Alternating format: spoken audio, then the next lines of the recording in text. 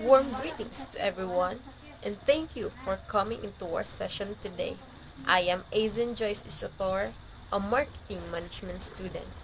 I will be your moderator for today's panel discussion, along with Good day, my name is Cleofe and I will be moderating as well. Today we are gathered for this in-depth panel discussion on navigating economic uncertainty, and I'm sure everyone here is also concerned about the state of our economy and how the uncertainties have become more prevalent as economic grapple with complexities along with the rapid technological advancements and the increasing interconnectedness of countries. before diving into the topic, we are joined with 9 panelists today. Panelist number 1, Mejos Francine, a financial management student.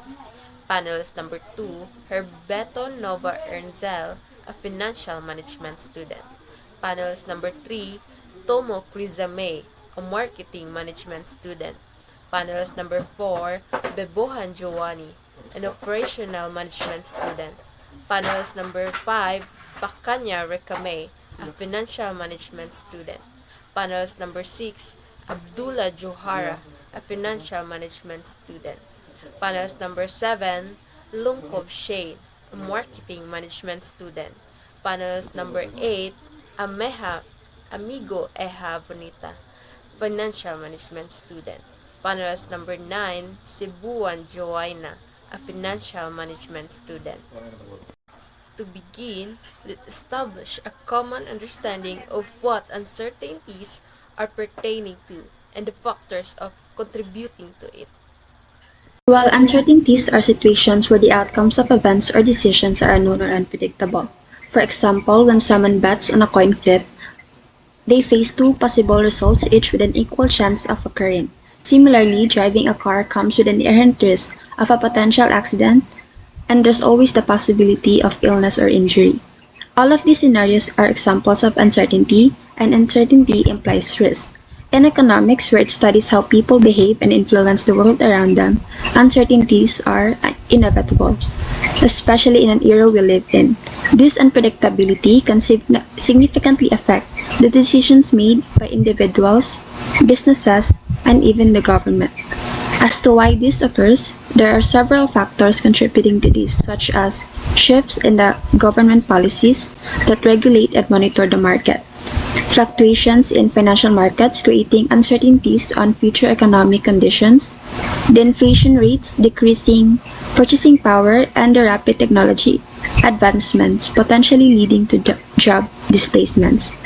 This became more prevalent today because of the previous events in history where uncertainty surged, such as the global financial crisis of 2007 to 2009 and the recent COVID-19 pandemic. Due to these events, it heightened the awareness of how uncertainties affect economies during crisis. As a result, if more consumers and investors are being hesitant and cautious on spending money, they became uncertain, so they halt, and what can happen is there will be a decrease in consumer spending. If this continues, such actions can slow down the economic growth of a country.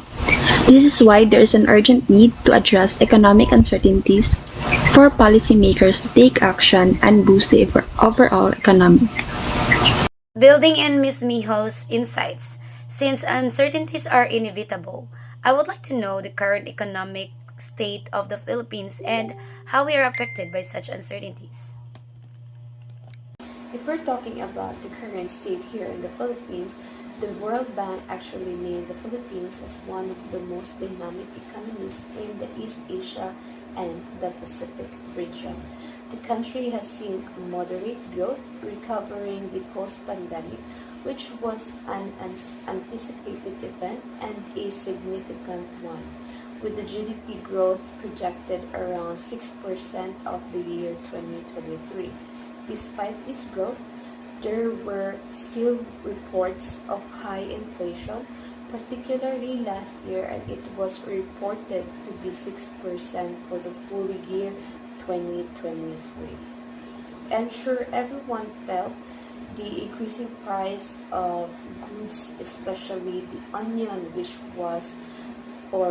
became the main center of discussion about the inflation in the Philippines due to being a staple ingredients in many Filipino dishes that suddenly had its price surge. Aside from rising inflation, Ms. Mejos mentioned its impact on economic decision, which is very true because increasing uncertainties can also affect hiring, investment, and consumption. Allowing this to decrease means slowing the economic growth of our country. To expand on Ms. Herbito's point regarding inflation, its effects are particularly harsh on vulnerable population or the low-income households. People already facing financial hardships are often the first to feel the pinch. Individuals and families who were previously struggling to make ends meet find themselves in an even more risky position when faced with economic uncertainty. The rising costs of essential goods and services, such as food, housing, and healthcare, disproportionately affect these demographics. As prices increase, their already limited purchasing power is further lessened, making it increasingly difficult to afford basic necessities. On top of this, its effects extend beyond individual. Communities with high concentration of low-income families may experience lower educational attainment and lack of access to health care. The local businesses situated there suffer on economic decline and job losses due to less consumers and spending power. In essence, the challenges faced by vulnerable populations during times of economic uncertainty will not only worsen the struggles of individuals but also the systematic issues hindering the social and economic growth of the whole nation as well. A study from the Department of Economic Research of Bangko Sentral ng Pilipinas pointed out that uncertainties are detrimental to financial markets and the real sector. Tell us more on how they are vulnerable to this and if there are any that are thriving despite it. As for financial markets, they are closely linked to economic uncertainties. It was mentioned earlier that it can influence economic decisions, including investment. There is a thing we call market volatility, where investors are faced with difficulties when assessing market conditions due to high volatility within the market. Financial markets often react to economic uncertainties with increased volatility. When uncertainty rises, investors may sell off assets, leading to price fluctuation. Additionally, uncertainty about future earnings and economic conditions can cause businesses and investors to delay long-term investment, leading to slower economic growth and potential declines in the market performance over time. I would like to add on the real sector of the economy, which includes the manufacturing, agriculture, and services that produce goods and services. Using the pandemic is an example source of uncertainties. Many businesses in the real sector have delayed or canceled investment due to the uncertainty surrounding market demand, health guidelines, and future economic conditions. This disrupted the supply chains as it led to shortage of raw materials and delays in productions. Thus, it encouraged businesses to explore local sourcing to mitigate such risk. Moreover, due to many businesses and establishments forced to shut down, there were widespread layoffs, only resulting in increased unemployment. As businesses were hesitant to hire as they navigated uncertain demand. Although currently the Philippines are recovering from its lingering effects as there was moderate growth, there is still a need for improvement in this area. It was truly a time of crisis and the significant challenges posed by these uncertainties. Is there a way to better understand and anticipate economic uncertainty? As uncertainties are unpredictable situations due to limited knowledge, we can anticipate and measure them by having sufficient information and data. By this means, using data analysis and economic indicators where we can regularly monitor tracking indicators such as our GDP growth, unemployment rates, inflations can provide insights into economic trends and potential uncertainties and help investors and policymakers anticipate the shifts.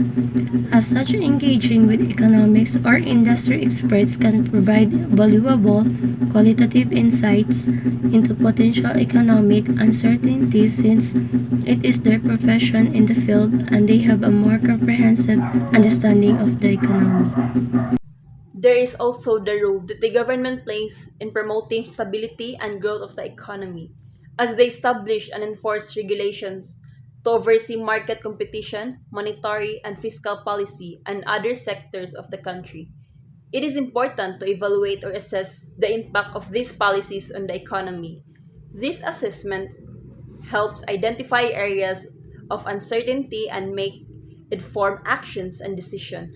Furthermore, the government intervention during economic downturns or regulatory changes in response to market shifts can significantly influence economic outcomes as we consistently analyze this intervention allows for more effective policy making and helps maintain a balance between economic growth and stability. Right. As we are on the topic of discussing the government's role in this matter, given the complexities and challenges we've discussed, what strategies can businesses and individuals adopt to navigate this period of uncertainty?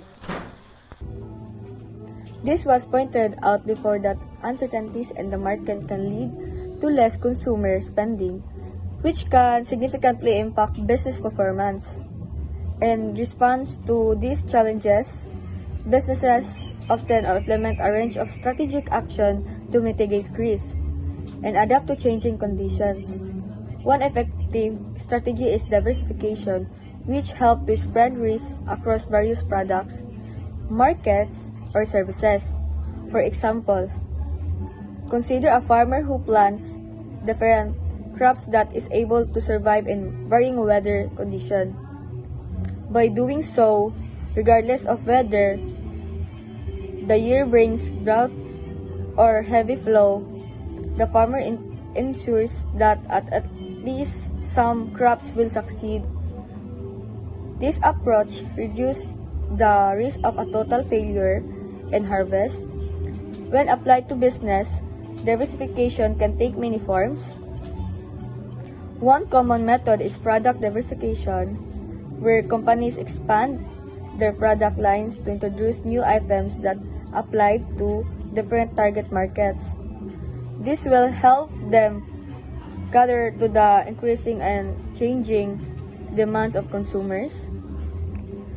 Additionally, business can enhance their adaptability by assessing the different levels of uncertainty in the environment, but developing a comprehensive strategy plan or framework, they can anticipate potential outcomes and come up with the strategies for different scenarios. This will allow business to respond swiftly to changes in consumer behavior, market conditions, or even in the competitive markets. So for us, individual is facing the effect of economic uncertainties. Financial planning is crucial, right? This will involve tracking our expenses and income, which help us to understand where our money is going. By doing so, we can control our spending and identifying area to increase saving. Through effective planning, we can allocate our money for emergency that can act as financial cushions, especially during uncertain times. So the concept of diversification can also be applied to investing. Suggests that investing across the various industry reduce risk since these the different sectors are in various industry, meaning they may perform differently based on various factors.